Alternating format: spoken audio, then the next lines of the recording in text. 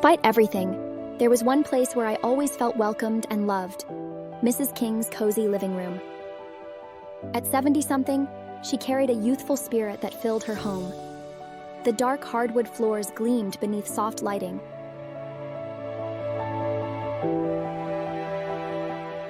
And her chairs sat perfectly arranged, waiting for quiet conversations. Every detail reflected her care, from her elegant but modest clothing to the soft curls of her gray hair. Whenever I visited, she greeted me with a warm smile and offered candy from the bowl on her coffee table. Stepping into her home felt like entering a small, sweet haven. But there were days when even Mrs. King's comforting presence couldn't chase away the restlessness inside of me.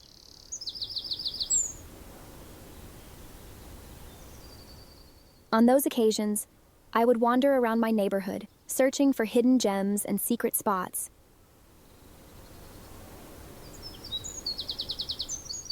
That only revealed themselves to those who paid close attention.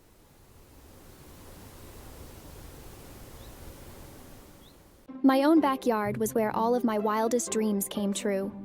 Whether it was sailing on the seven seas as a brave pirate, or battling dragons guarding the fig tree as a fearless knight.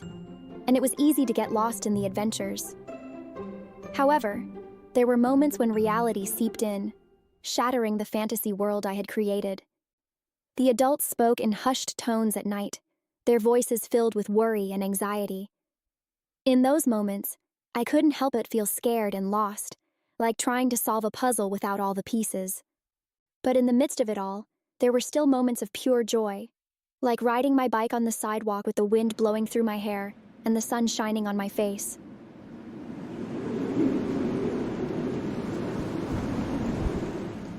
The smell of freshly cut grass and blooming flowers filled the air, accompanied by the sound of chirping birds and children's laughter nearby.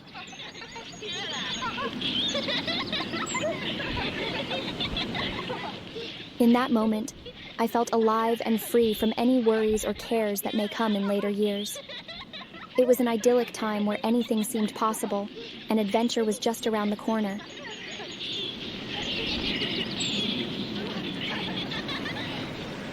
Mrs. Celicia welcomed me with the scent of sizzling onions and spices drifting from her kitchen. I often found her flipping tortillas over an open flame, her hands moving with practiced ease. She would laugh and tease, "You're going to turn into a taco," placing a warm plate in front of me. But she also gave warnings that stayed with me. One day, as she plugged in an iron, her tone changed. "Never plug anything in without knowing what you're doing," she said, her voice serious. "You could get hurt." I didn't fully understand then, but I remembered. Mrs. Ritchie Green sat in her worn recliner, her silver gray hair neatly tucked into a bun, and a hint of a smile on her lined face. Her adult son, Richard, had just arrived to help with household tasks, and there was an underlying tension between them as they worked together preparing dinner. I often helped Mrs. Green prepare dinner, stripping the leaves from the greens while she washed them. She would always offer me a taste of whatever she cooked,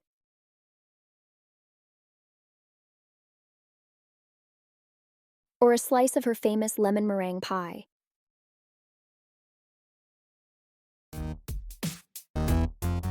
Mrs. Green's house often filled with people. Laughter, music, and the smell of fried chicken spilled into every room. I found small ways to feel useful, clearing empty bottles, bringing new ones, moving between conversations like I belonged.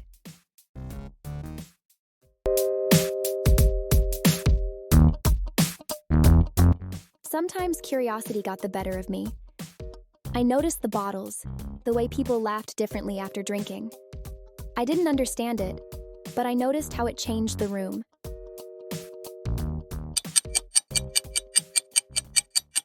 One night, attention turned toward me in a way I didn't expect.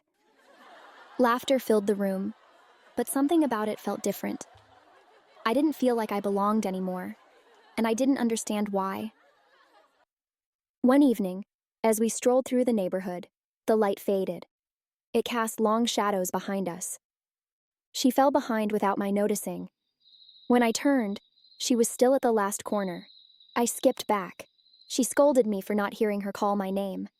Didn't you hear me calling you, child? She asked, her slow drawl stretching out the words.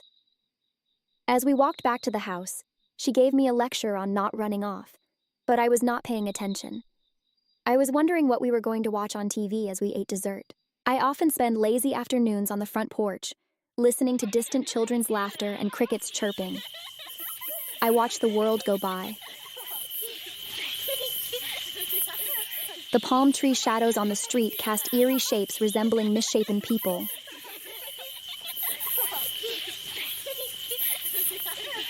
Cars speed by at the corner a few houses away.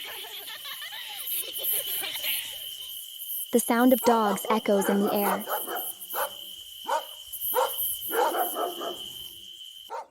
I watch them from a distance, their laughter echoing in the air, wishing I could join in their games. I just don't know why they don't like me. I frequently played with my toys. As the last light faded, the backyard changed. The porch light became a lifeline, warm, steady, safe. Beyond it, shadows stretched and twisted, turning familiar trees into something else entirely. Every sound felt louder. Every movement felt like a warning. I stayed close to the light, unsure how far I could go before the darkness swallowed me. Sometimes I'd run off and hide in a closet.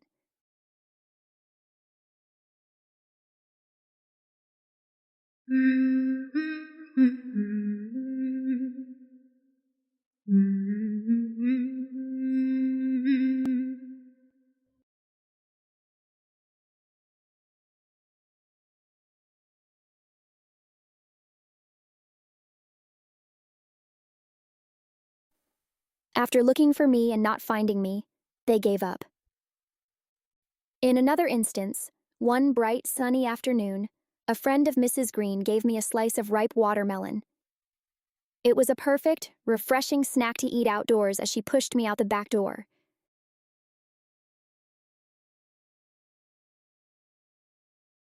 That means she is getting ready to cook in the house and does not want me in the way.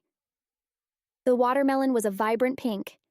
Its cool, juicy flesh burst with flavor as I bit into it. The tartness exploded in my mouth. A chunk slipped from my grasp and landed on the lush green grass, staining it with pink juice. In a rush, I covered the fallen piece with a napkin. I planned to retrieve it later, after my snack.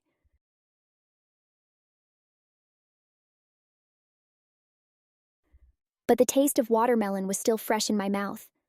I felt energized and headed to my tetherball court for some fun. I played until I got tired and went back into the house. The next morning, I returned to find the piece I had dropped. It wasn't there. Instead, a snail slowly crossed the spot, leaving behind a thin, shining trail.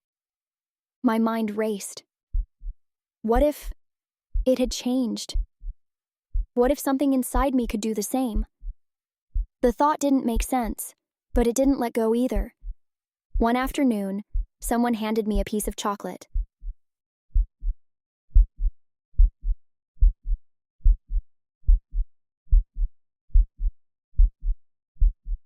It tasted sweet at first, but something felt wrong. Soon, panic replaced the sweetness.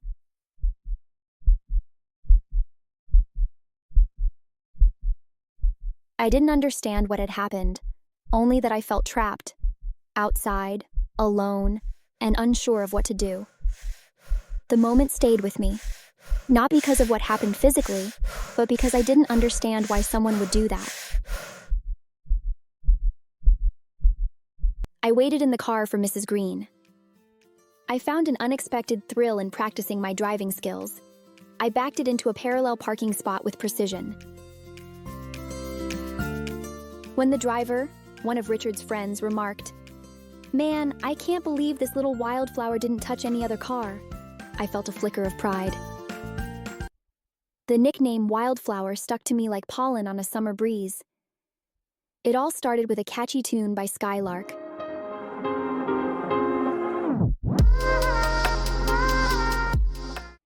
I was obsessed with that song, playing it on repeat until I knew every lyric by heart.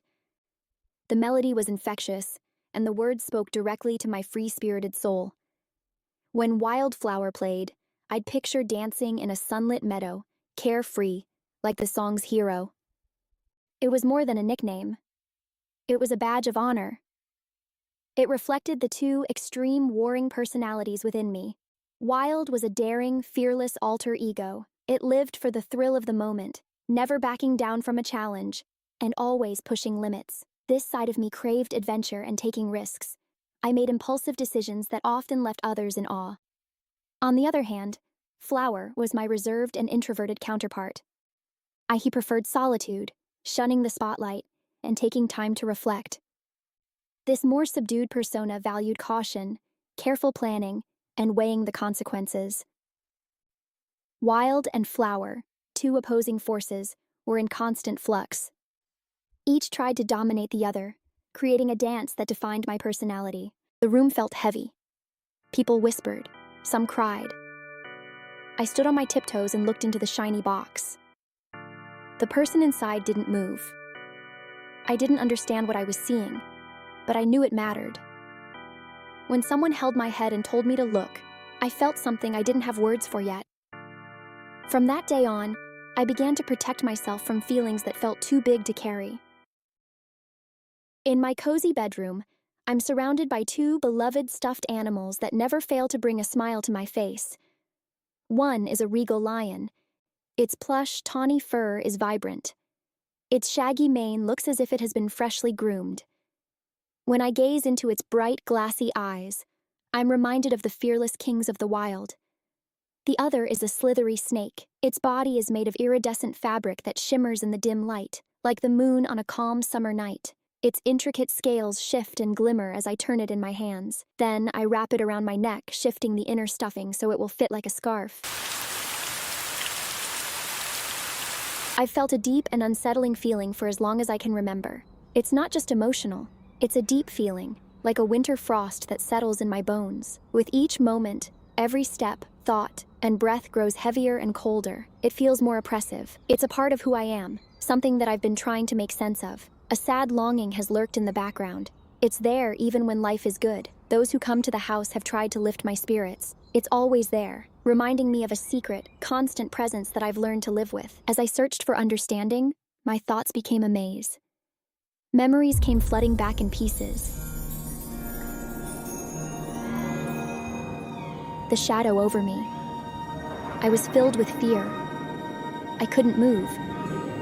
The darkness drowned out the light and enveloped me. My body tensed.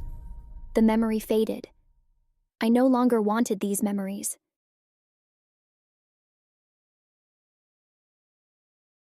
I remembered the warning about electricity. But curiosity has a way of pushing past fear. I held the object in my hand, unsure but determined to understand.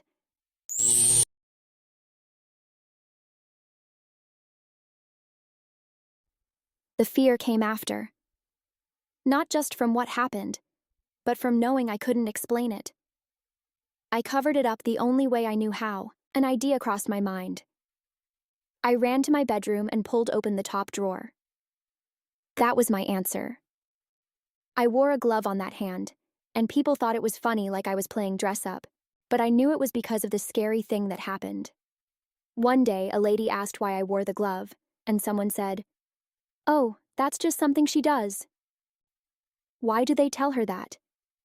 It has been several weeks now, and the spots are not gone. That does not concern me as much as the fact that nobody has ever asked to see my hand.